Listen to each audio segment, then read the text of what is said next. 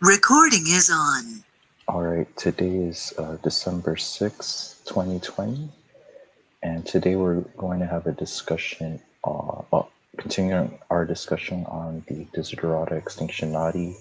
Today's topic is art as a means of rebellion, liberation, and personal enlightenment. And the thing about art I find interesting is we've discussed it before. I think you said this, Hugh, that art was kind of a balance or a counter to the alien cortex. Since I guess the birth or the rise of the alien cortex, the thing is that maybe was the alien cortex too dumb to understand what art was showing it? That's one thing we can talk about. Or throughout the years, has art even made a dent in the alien cortex? And is it even possible for the alien cortex to understand what the art is doing by means of the older layers, the older brain layers? Can it reach out to the alien cortex? So yeah. Yeah, so the way I see art is, if you just look back in history of when it only started about 30,000 years ago, maybe 40,000 years ago, as cave art. And it only starts in Europe. So that is a bit strange and then it spreads all over the world. So there are a couple of things you can see and deduce from it. And one of them is that there must be ancient contact. There must be contacts, very far back in time before civilization. So civilization is supposed to start about 5,000 years ago in Sumer. And then, you're supposed to get all these civilizations starting independently all around the world, and like next in China and stuff.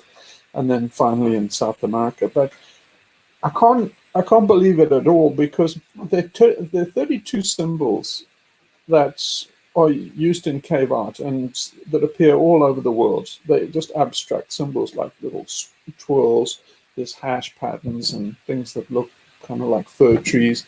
And they don't really know what they are. They kind of appear on their own. They're not really a language. And so there's got to be contact. Yeah, you can't have from Africa to South America having these, symbols without there being contact. So art seems to start at a single origin in Europe and then spread all over the world. So you say, well, what is it? Why didn't we do it for like 100 and maybe 170,000 years? Nobody's doing any art. Then suddenly humans are kind of distinctive for the fact that they do art, as opposed to like the other great apes. So you say, well, what actually happened? Why did we start doing it? And I think the best theory you can come up with is it's the hybridization between Neanderthals and humans. So that's when it just happens at the point where Cro-Magnons coming out of Africa meet Neanderthals and interbreed with them. So it's basically a hybrid human that's starting to do art. And so you say, well, what's going on there? Well, it seems to me that it's the older brain layers communicating with a kind of a new brain layer. So the Cro-Magnons coming out of Africa have an alien cortex.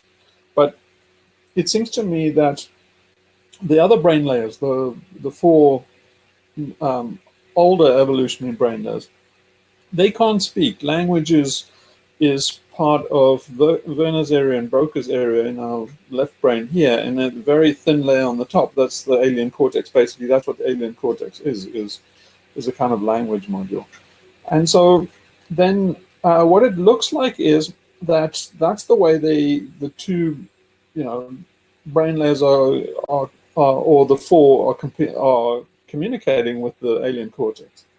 It looks to me that's what's happening, and the proof of that is in split brain experiments. So if there's Gazzaniga and Sperry were two neuroscientists in the 60s that did amazingly disturbing split brain experiments. What in cases of epilepsy, incurable epilepsy, then they sometimes do radical surgery, which is just to split the corpus callosum. That's the major communication piece between the two brain hemispheres. And so immediately after, they're still joined at the brain stem further down, but most of the brain traffic is going across the corpus callosum. The two halves are communicating with each other. And what's interesting is the alien cortex is more dominant on the left side. So the right hemisphere, brain hemisphere, and the left hemisphere have a bit of language, but not that much. The right doesn't have much language. It's kind of got maybe the language of a 5-year-old, and then all the sophisticated language is on the left side. So then Gazzaniga and Sperry found that after they did this episiotomy or whatever to cut the tube to cut the corpus callosum, then they had a brief period where they could do experiments and start to see, what each side of the brain was doing before it eventually synced up again, via the spinal cord, which took weeks to do. So they had a few days where they could actually see the two brains operating independently and make interesting discoveries, because one of the things that's always amazed philosophers and natural scientists is that consciousness is very singular. That's the real point of it, is you don't seem to have two selves. You don't seem to have a divided awareness. Focus and your thoughts seem to come in a train, and they're very singular. They're not 3 tracks or 2 tracks where there's the conscious part is very singular. There might be a lot of stuff going on in the unconscious part, but everything's in consciousness seems to be single threading through this one part. So they thought, well, how does that happen if you have 2 brain hemispheres? And so when they started doing these experiments, then they would present things to the right hemisphere, independent of the left hemisphere, and that gave them a good insight into how they behave. And so, yeah, I'm surprised they didn't come up with a theory of the alien cortex after that, because they would do things like show pictures, but particularly the right hemisphere understands pictures, and left hand can draw fairly well on behalf of the right hemisphere. There's a crossover, like your eyes have a sciatic crossover. The right hand is controlled by the alien cortex on the left brain. But in general, they could present pictures to the right hemisphere and then see what happened on the left hemisphere. What they found was that the left hemisphere is kind of not really in charge, but it thinks it is. So they would present things to the right hemisphere, like they would say, go. They give a message, say, go and switch off the lights. It could only be seen by the left eye, in other words, the right hemisphere. Or they could do this with sound too. They could, and the right hemisphere has enough speech or enough ability to read that it could read a note and go, and the patient would get up, go and switch off the lights. Then they would ask the person, why did you switch off the lights? And then the left hemisphere would answer. And it would always confabulate a story, just a bullshit story. He would say, oh, I thought it was getting dark. And yeah, I thought I might, or it was too bright, or whatever. It would just make up a story that put itself in charge. So given that kind of flavor of things, then you can start to see in the evolution of art that the first bit of art is very abstract. If you go and look, say, in Gavrini, and those those abstract symbols, the 32 symbols, they seem to be, phosphenes behind your eye. They seem to be what they look like. The people are doing is they looking at the surface of the rock, and they're picking out features. They kind of just what's called scribing.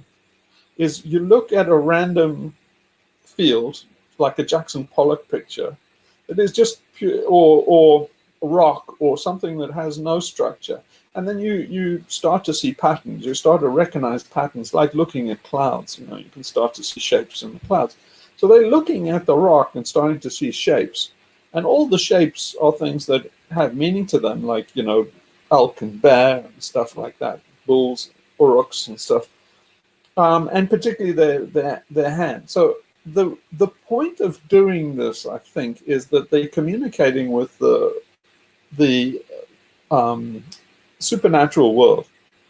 So if you think in terms of like a Neanderthal or the Cro-Magnon, they going into these caves. The caves are really, you can imagine a kind of cosmology where they think this is Mother Earth. So the cave is kind of like going down a birth canal.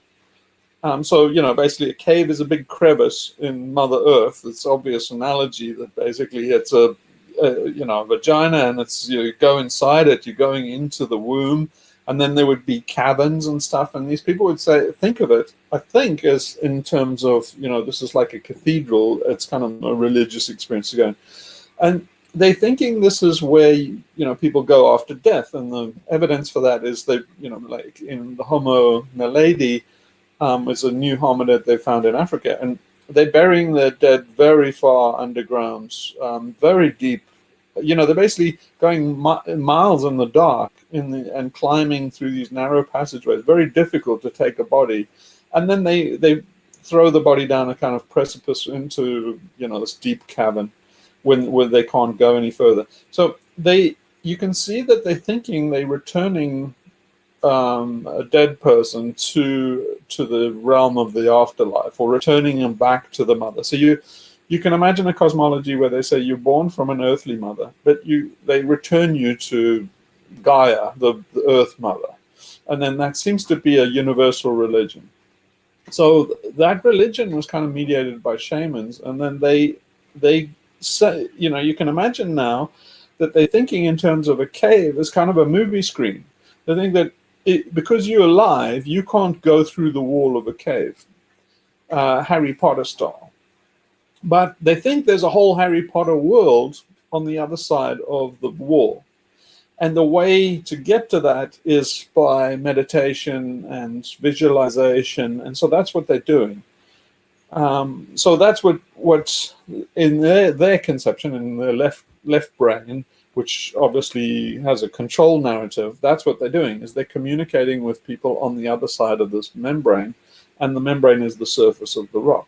So they can communicate. So they're doing two things by imagining animals and objects, people in the rock face.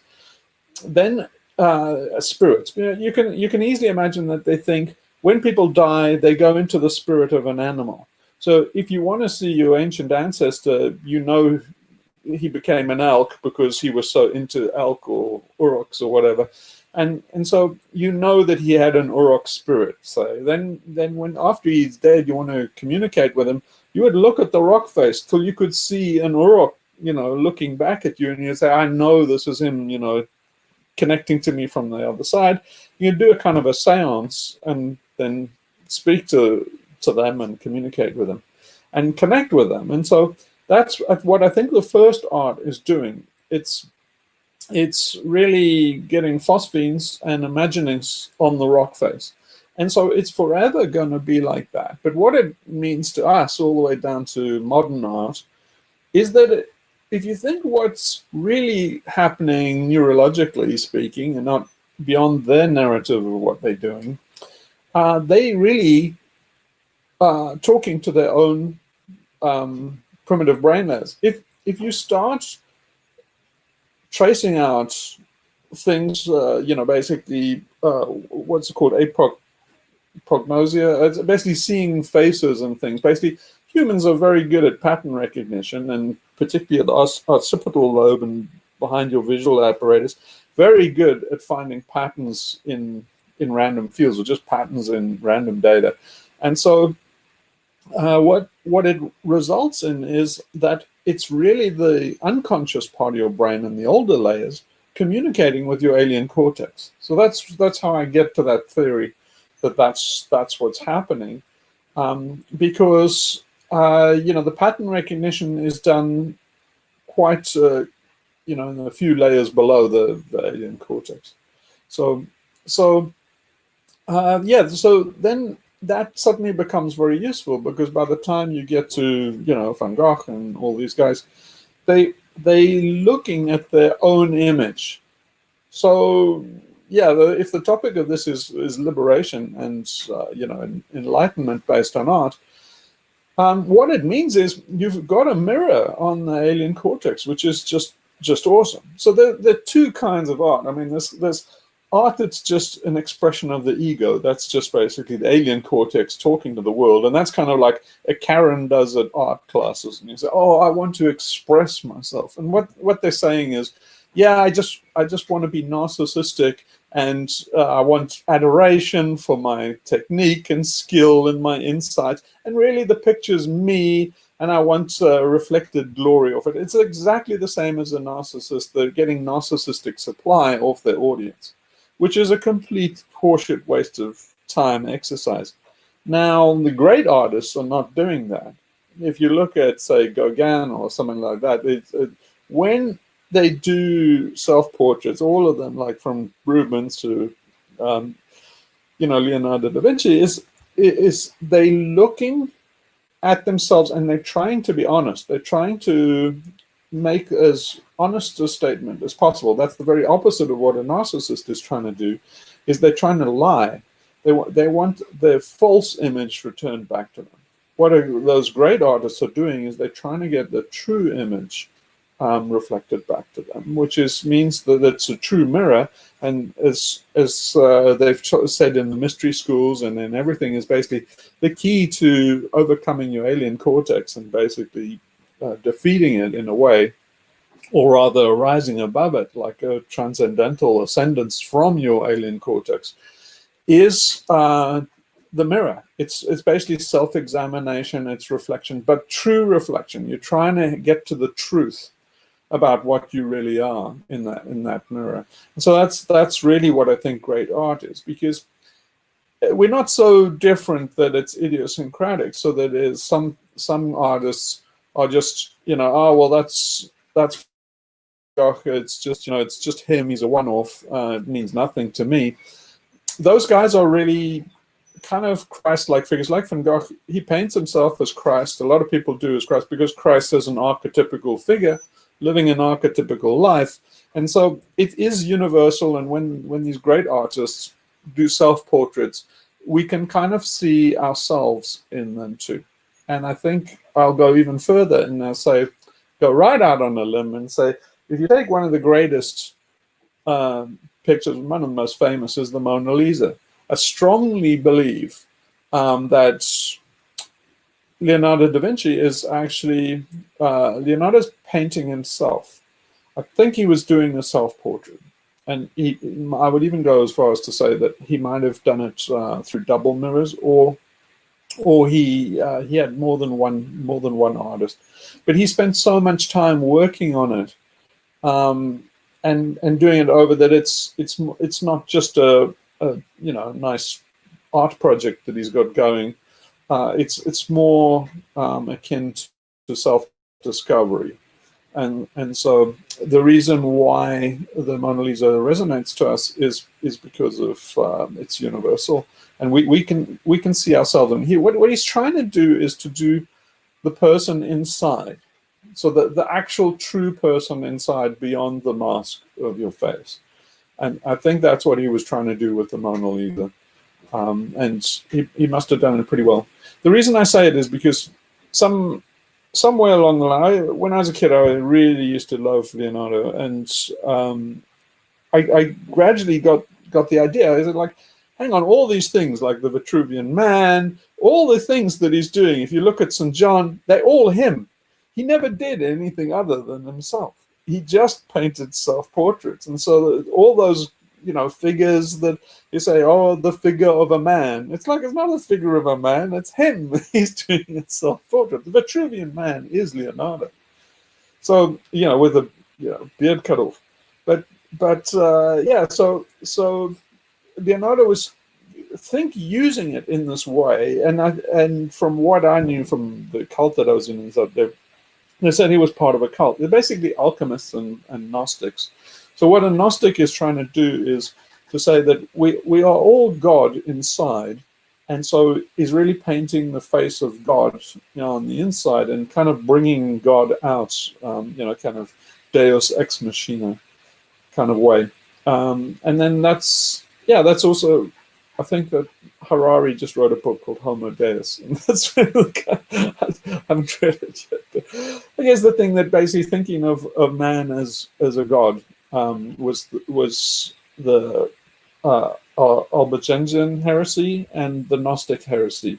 So these guys were fantastic heretics, and they think in terms, they're Johannites as well. So they talk in John and this gesture with the finger. They're saying there's one God and it's us. It's solipsistic.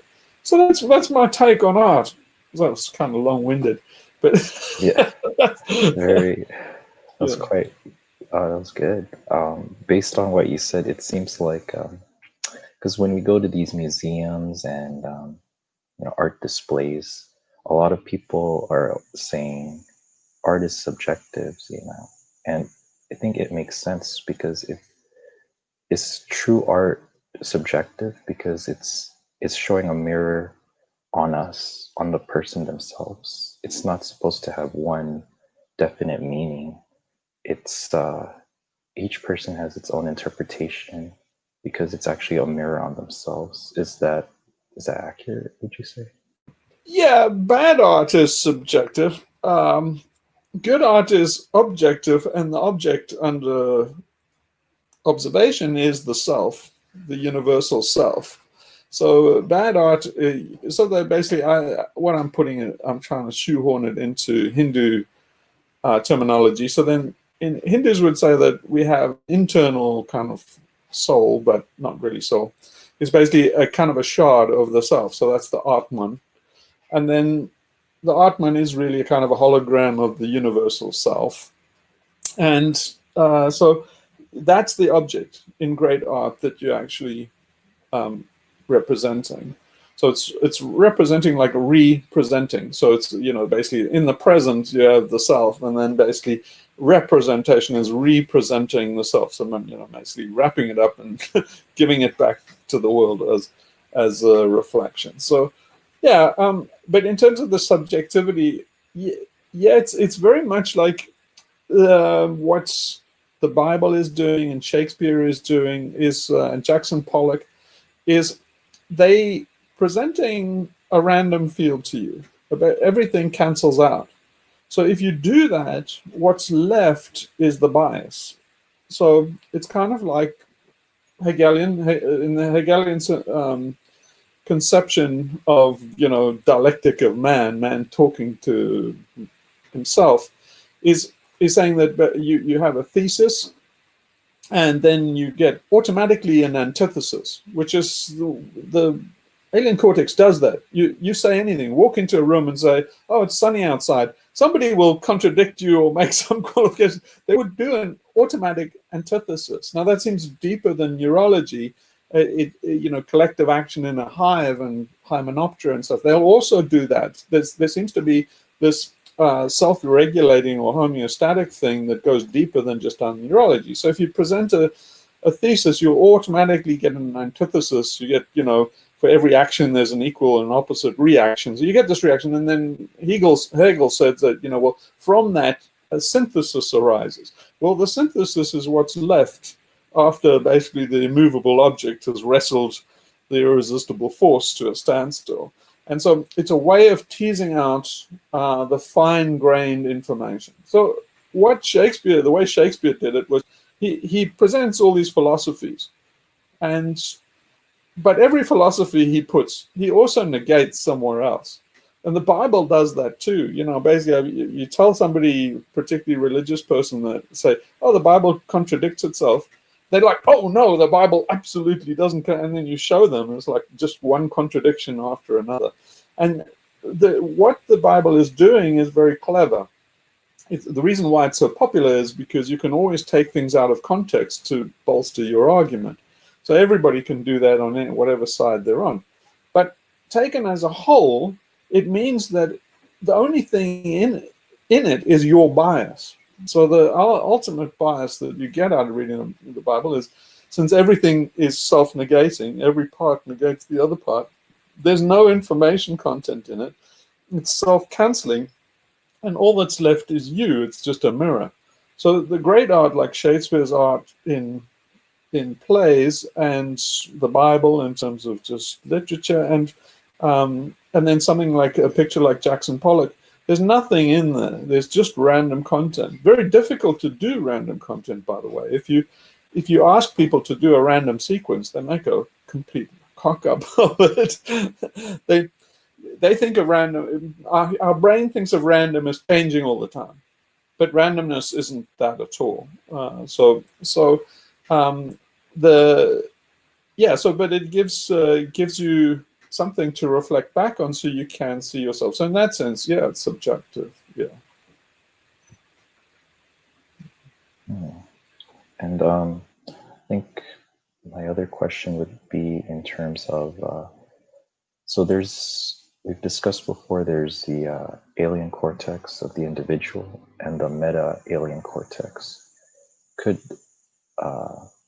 Is there also a counterbalance to that? I know we talked about the artists with the way they express art. We were alluding to schizophrenics and those in mental institutions who kind of are the counterbalance to the alien cortex. So are there just as many people with the alien cortex who have like I guess a strong alien cortex, and those with the opposite force? Or how would you? Yeah, the guys with the strong alien cortex, it's ego. So the alien cortex is really synchronous. It's basically digital and synchronous. So it's like an oscillator, and it's a self-reinforcing feedback loop. See, that's why people doing kind of really narcissistic, self-indulgent art, they are feeding back on themselves, and it's self-reinforcing. It's self-reinforcing of the ego. So what an ego is it is actually necessary to have an ego to exist in the world, because otherwise you wouldn't reinforce yourself. You wouldn't have a sense of self-preservation. So to have continuity in preservation, you have to have synchrony. You have to have order. And so that's what Chronos is. Now, psychopaths are full-on, complete, all out for themselves. Just everything is referred back to themselves. Everything is just, consumed by themselves, and they don't give back very much.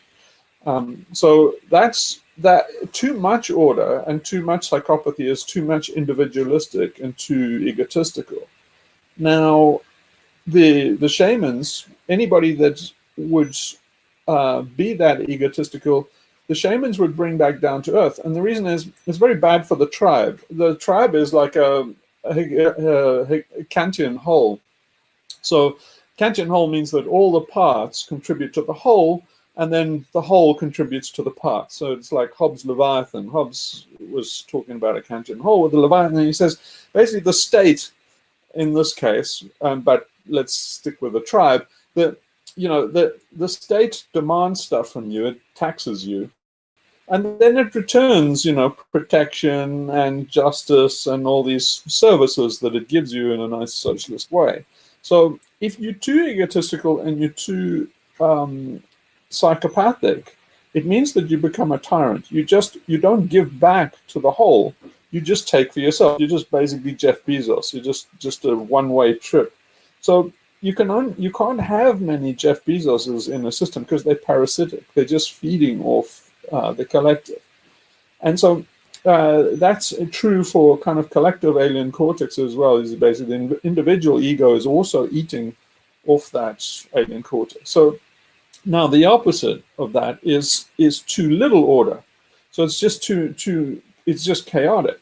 So if you have no long-range structure or order, that's decay. But basically, it's you turn into a kind of spin glass, and there's nothing. Nothing can be self-sustaining out of order except disorder, except disorder. So the only thing you can get from like a cloud of dissipating gas is more dissipation. So if life was all dissipating, and then basically like Boltzmann thought, then we would all be subject to Boltzmann entropy, and life would degenerate into noise.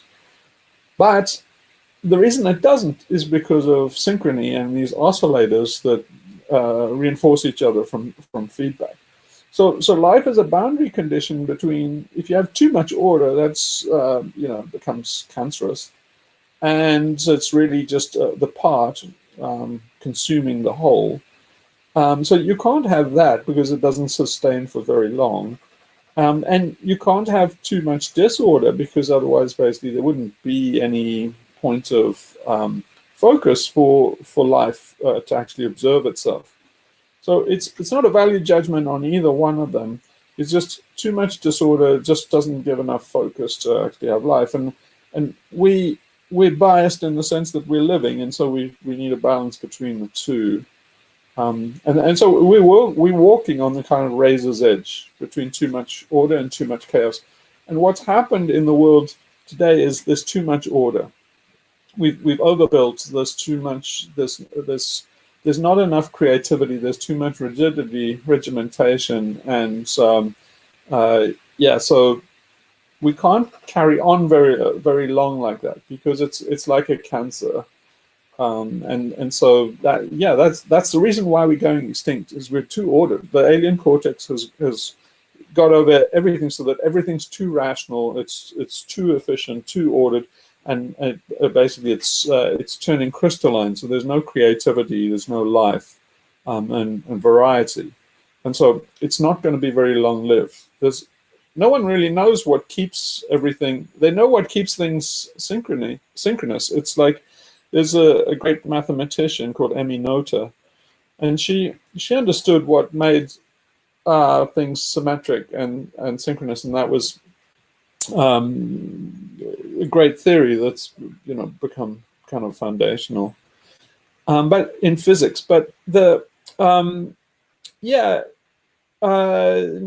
And then in terms of randomness, that's like Boltzmann entropy, but no one knows how to unify the disorder and the order. And in a lot of ways, the things about Einstein's theory, which is very smooth on the big scale, is kind of continuum and very smooth, and an inertial frame, kind of Newtonian frame. And then quantum mechanics is random. It's absolutely random and chaotic. There's no predictability or structure in a quantum event. So then Heisenberg's uncertainty means that there is nothing there but entropy and disorganization, just pure chance. So nobody knows how to unify the two, and it seems like the universe, all the way down to the fine structure, is a mixture between these two, the strictly ordered and the totally disordered. And so that's what they mean by, if you had a theory of everything, you could do that. But it's kind of like trying to unify the discrete and the digital, and the continuous and the analog. So you can't really do it, just like they tried to square the circle in ancient Greece. This all goes all the way back to ancient Greece, where they were trying to say, can you make a square using a straight edge and compass from a circle? And they tried everything. Is like, still today you can't do it. And the reason is it's pi, it's an irrational number, and a square is a ratio. So it's trying to say, can you get a ratio from an irrational thing? And just the words tell you that pi is irrational, and we're trying to be a rational ratio. So that's the same with our brains. So it's basically the alien cortex is ratio and rational. It's basically the reason why everything is geometric. It sees everything as geometric is because it's looking at a ratio, saying, is this side equal to that? Is that side equal to that? And then that's that kind of equality and balance is what we call order. And then the irrational part, which is all the other brain layers, then they kind of in opposition to that, because they say it's not rational. There is no rational. It's like square root of 2. It's just, you could never square it.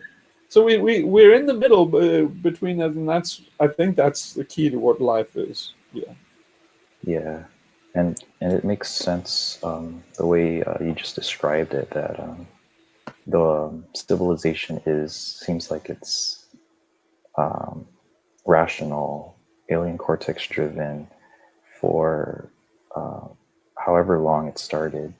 And it's now recently that this order seems to be coming into play through the climate chaos, the economic chaos, the pandemic.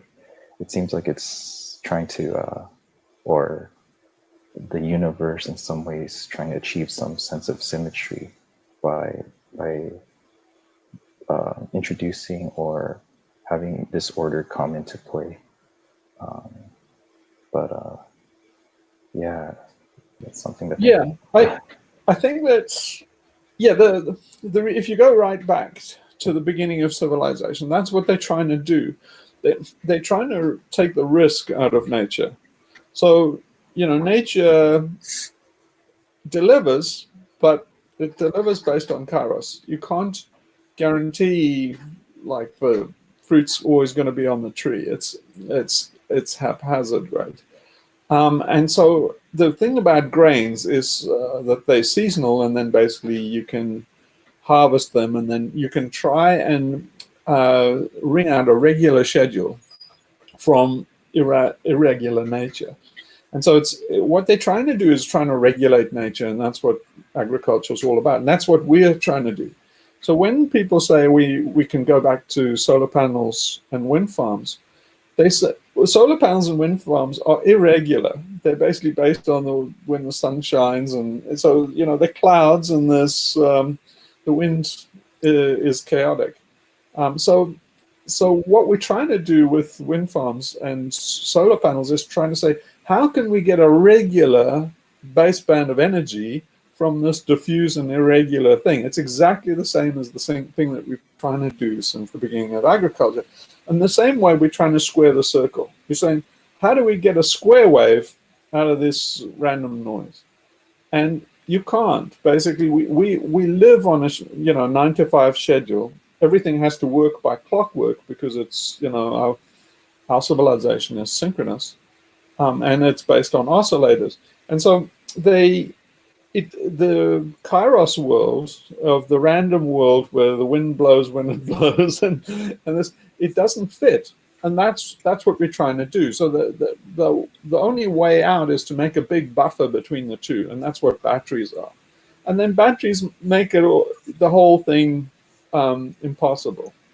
So we're in this kind of denial phase where people say, no, we can do what the dream since agriculture. We can make nature regular. And then basically saying, well, you can only do that if you have a massive battery. And as soon as you have a massive battery, then the whole exercise is pointless. You might as well take the knocks that nature gives you, because you're not getting ahead by getting it down. If you think about it like a river, you can say, like, I hate the fact that the river dries out, and sometimes there rains, and sometimes it's like, I want the river to be regular. Say, okay, well, then you've got to make it down. But you're not getting ahead this way, because now the dam also will have its own problems. It'll silt up, and it'll run down seasonally and stuff. So you basically, the dam also runs up and down. It just does it on a bigger cycle. So you're taking the smaller cycle of when the river rises and flows, and then you exchanging it for the bigger cycle that basically they're always bigger and bigger cycles. So the dam would then basically would fill up and go down on maybe a 10-year cycle or a 20-year cycle. And if you dampen that out, then you've still got like ice age cycles and stuff. So you can't get away from the cycles of those that noise. But that's in essence what we're trying to do, and failing so badly with. But yeah, it means that what we're trying to do is unsustainable. It means that green energy is fundamentally unstable, but unsustainable. But nobody has that insight. We're still trying to square the circle. It's like the pursuit of perpetual motion, right? We like these guys in the 17th century that submitting all these patents for perpetual motion that don't actually work. We just got more and more sophisticated at being stupid. So we're trying to do perpetual motion, but now you do it, as like Nordhaus as an economist, and you just get more and more little, Rube Goldberg's things. So all that's happening, AI is the same too. Is basically AI is still as dumb as pictured. It's basically as dumb as a clockwork wind-up toy, but because it's getting more and more sophisticated and more and more storage involved, then everybody thinks, no, it's alive, and it's like, no, it's like getting a wind-up toy, letting it run across the table and then going, it's alive, and you say, it's not alive, it's a wind-up toy. But now we got it. Oh, now it's now it's done on silicon. Now it's wound up by a little, basically an oscillator. But it's basically everything. It's a quartz oscillator. Now it's not a wind-up thing. It's a quartz oscillator, and it's got lots of memory. It's got to be alive now. It's like, no, it's still clockwork, you dipshit. But no, we still believe it. And every people go to these conferences like, AI is alive. It's like horse shit. I'll get you a wind-up toy that's just as alive. Oh yeah, that stuff really annoys me when people compare like machinery or AI to life. It's like, if it can't die and you can't eat it, it's probably not alive. Yeah, nature's doing something very different. We are a bit clueless when it comes to science. We think we're further than we are, but there is something very different to the wetware, as opposed to kind of silicon, and it goes down to the fine structure of the universe. In fact, it all goes down to like the fine structure constant, actually, which is like 1/137, and nobody knows why. It's just if you get all the fundamentals that we know about, the charge on the electron and everything, every force that we know, and basically, the permeability and permittivity of free space, and then you say all of these things are self-referential. If you look them up on Wikipedia, they'll tell you everything, like Planck's constant. They'll tell you in terms of joules, and then you look joules per second. What's a second? Well, that's oscillation of a cesium atom. Well, why does a cesium atom? And everything it's actually what they call encyclopedic. Now, encyclopedia is a word we don't. Wikipedia is exactly what it says. It's encyclopedia, and we don't give enough credit to the word encyclopedia. The word encyclopedia comes from encyclo, which means circular.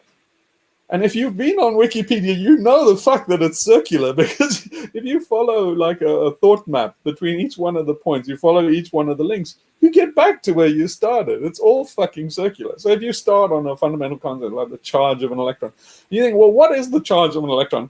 You'll go in a big circle and come back to the electron, and you'll be like, fuck, what's the point of this? And but people seem to forget that. So encyclopedia is a very interesting word, because its pedia means child. So basically, an encyclopedia was basically a circle for a child. It's saying, when you see, universities used to give a universal education. That's why they were called universities. And what they were trying to do was give you a Wikipedia. So its knowledge at the time was a big circle, and it's self-referential, and it just hangs in the air. Now, that's what they were trying to give you, is they say, giving you this complete circle for a child. You basically give a child the complete circle. And we've forgotten that. Now we all silo the knowledge, and now we think we're on this linear trajectory towards knowledge, and we're accumulating knowledge. No, you're just going round and round Wikipedia in circles. You're not getting anywhere. And then you say, well, what grounds this all? Yeah, I mean, it just hangs in there. What is the fundamentals of it? And then it turns out that it's the fine structure constant of the universe. And they say, well, that's basically a dimensionless term, because it's just defined as the ratios of all the others, and it's roughly 1/137. They've just two teams just went and and now it's to 11 digits. They've got the decimal point to 11 digits. So you can't measure this thing any more than then well, they are going to measure it more. But anyway, it's one of the most tested and measured fundamentals in physics that we know of, and nobody knows why it exists. It's like, why 1/137? Why do they just hang in the air like that? And if you could answer that, you would be squaring the circle, because what's all this is doing, the reason why there's this difference between the digital world and discrete world and the continuous world is their approximations. The physics and physical reality, the prima mater that this universe is made out of, is definitely not continuous, because you have to interrogate it in packets, right? That's Planck's constant, right? So it definitely seems to be like, take light, definitely seems to be in packets. And then you do like Young's experiment or something, and you double slit experiment. You say, no, it's definitely continuous. It's like a wave. So the wave particle duality is about discrete and continuous. And it's like, it's, I think Cantor, I think, drove himself nuts trying to do the continuum hypothesis, and that's basically saying between the reals there are an infinite number, or in other words, a smooth continuity. Between the natural numbers, there's a smooth continuity of infinite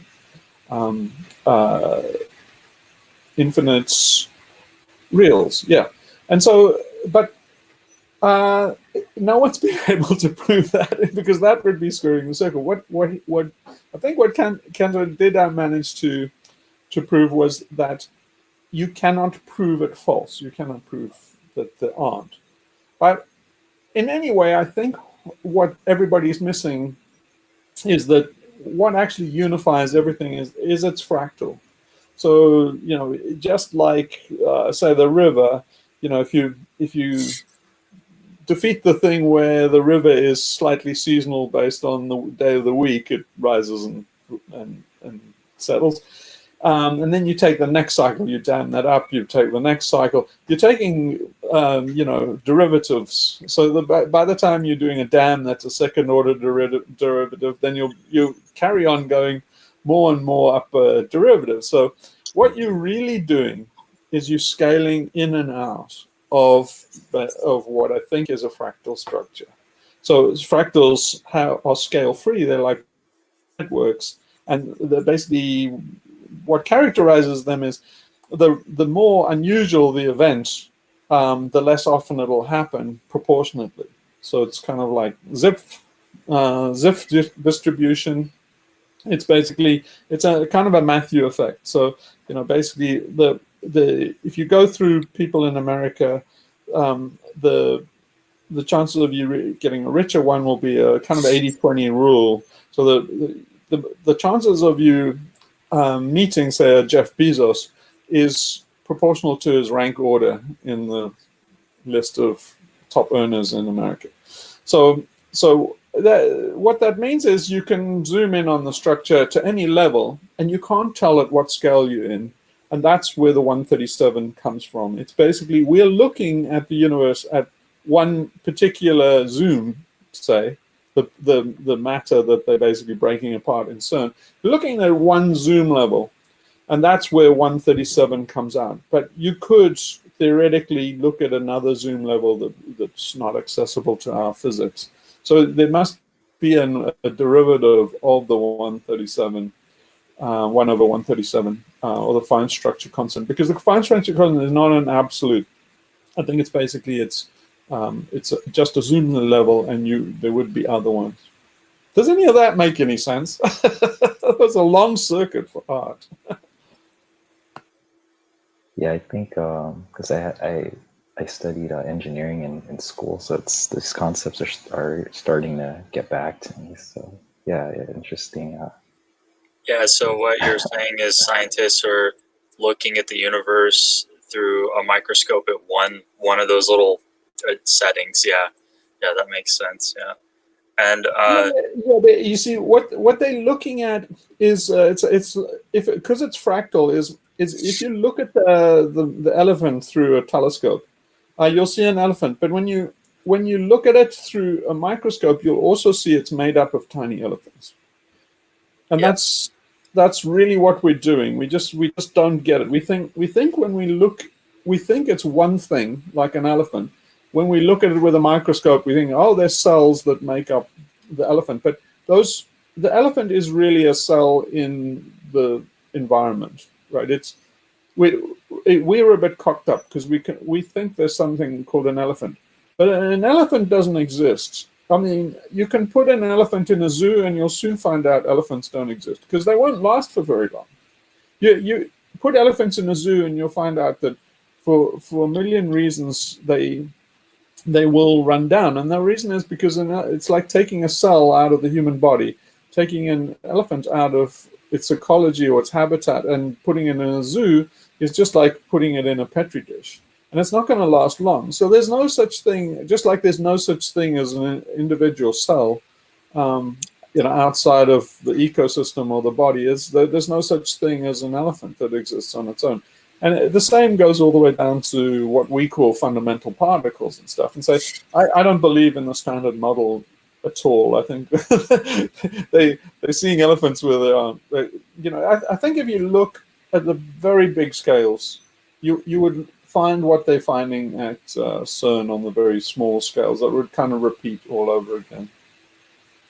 Yeah, that makes sense. It kind of reminds me, I listened to this Alan Watts lecture a long time ago where he talked about organism, environment, and how you can't separate the two. It's like the same thing. Like the subject of an image and then the background, both are important. It's a relationship. Yeah. And then with, I always thought with like physics and quantum mechanics and stuff and science that the universe is kind of like playing with our alien cortex the same way art does in a way. and the best artists show like a truth about the universe that you more understand on an emotional, visceral level, which is more important, where the alien cortex is like making up the abstractions about the universe, like the standard model. Yeah, particularly, but if you can get the involution, if you can communicate involution, then it always seems like it's a deep truth. So if you even like Hieronymus Bosch and a lot of these guys they do a face that's basically a portrait of some guy, but it's made up of, say, vegetables and people, and when you zoom in closer, it's basically a mosaic or a pastiche of all these smaller things that make an illusion of a bigger thing. And I think that's kind of a key insight. It's basically the involution, and it's closed. So I think at some level, if the universe is that way. So for example, the very big scale, say we think in terms of like the universe starting from a point and then expanding, but I think we've got something very, very badly wrong. I think what it's more in terms of what it is more like is that if you go into a black hole, all the singularities that cosmologists and physicists avoid, they if they reach infinities in all these things, they think it's a disaster and it's a pathological case, and they try and weed them out. A lot of physics is trying to weed out all the infinities that equations and stuff run to. And so I think that's a big mistake. I think what they're missing is that those infinities are the kind of keyhole where you can go through to the next dimension. So in other words, the Big Bang, the point of the Big Bang is not gone. We are kind of in the middle of the singularity. And if you go down a black hole, if you fly into a black hole, go through the event horizon, and get squished down to a singularity, you kind of come out on the macro scale. So you would be part of the microwave background radiation. So in other words, yeah, so Hawking radiation is leaking out of the black hole on the surface, but I think that also at the singularity, there's no locality. So all singularities are the same. If you went down a black hole, whichever one you went down, when you got to the singularity in the middle, you would be at the same place. You know? Okay, so that basically the center of all black holes are the same. They are a point without dimensions, and then that would be the same point. And so the universe itself is one of those points. So in a way, you don't escape the universe, and when you get to that singularity, you get to the origin of the Big Bang. Does that make sense? It's involuted in that kind of way. It would take a little bit to prove it in terms of maths, and I think the world's going to be collapsed before we get it. I'm certainly not going to spend the time I got left doing the math on that. But yeah, you can see that it's something like that. The intuition says that it's something like that. yeah, that's interesting. Well, with math, I just get bored and immediately start drawing. I just can't do math. Yeah, but there you see. Okay, so then that's worth exploring, because you see what that is your alien cortex is not very. It's not in control, right? It's not kind of taking the reins. So it means that your right brain, or the older brain layers, in my conception, are stronger. So they kind of take over and subsume the alien cortex. That's how I would interpret it. What do you think? Well, I'm not too sure, but from what you've been saying about art with the cave paintings and whatnot, it seems that, like, because you said that, like, the alien cortex controls our right hand, like it's our writing.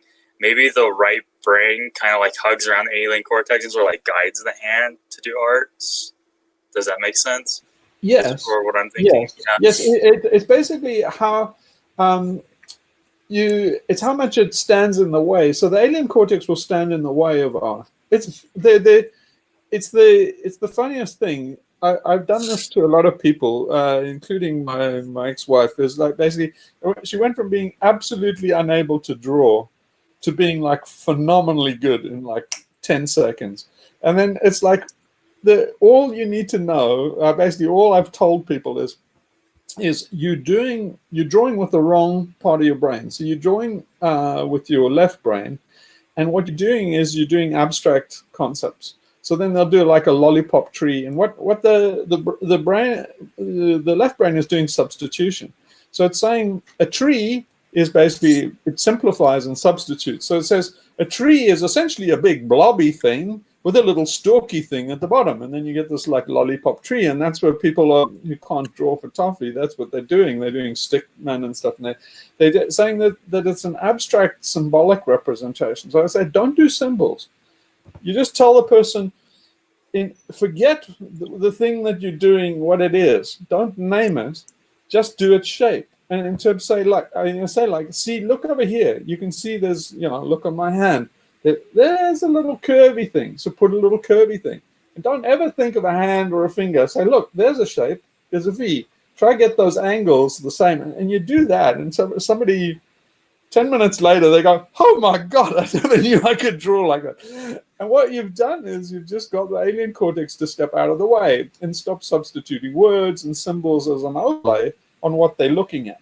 So what it means is people look at some object that you had set up, a nice little vase or something that you're going to draw, and it's got this bullshit overlay of the words and the simplification and the substitution and particularly inversion.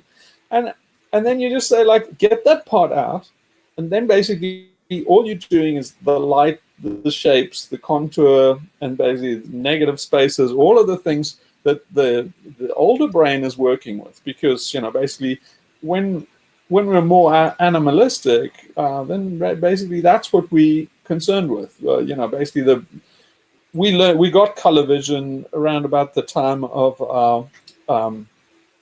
our primate brain. So primates very useful to be able to differentiate fruit and ripeness and stuff like that. And so basically we got color vision then. So that, when people say, oh, you have a great sense of color, and that, they're talking about your primate brain.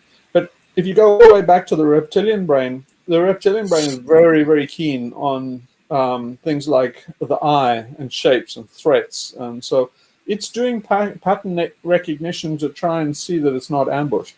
So if you look, it's probable that they're not far off track when they show camouflage on dinosaurs, because dinosaurs are probably like reptiles and chameleons and stuff, and they probably have camouflage. And so what's camouflage in that is pattern and shape. So our reptilian brain is very, very far down the chain, and it's trying to see, am I going to be ambushed? Is there something, that's going to jump out at me, pattern and shape? You can actually do a very nice landscape that everybody will like, and all you do is you do something with as a low threat. So basically, you think of each one of your layered brain. You start with, say, the fish brain, and then basically for the fish brain, you would see that there are no like big shadows, so very early on, the primary, very primitive